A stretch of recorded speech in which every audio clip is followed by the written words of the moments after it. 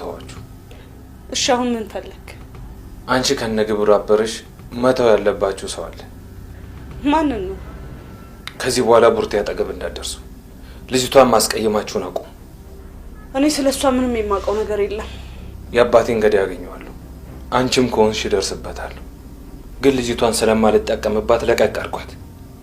እሺ ክሩቤል፣ ስለ አባት ምን እንዳልክ አልገባኝም።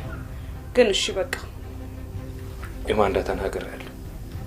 ከዚህ በኋላ አንድ ነገር ብታረጓት በምላሽ ታዝናላችሁ።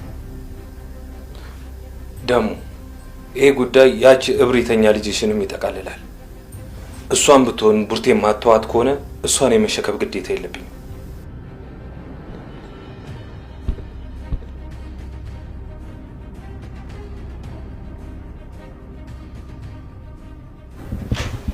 እሺ ኢማንዳ እንዴት ነሽ?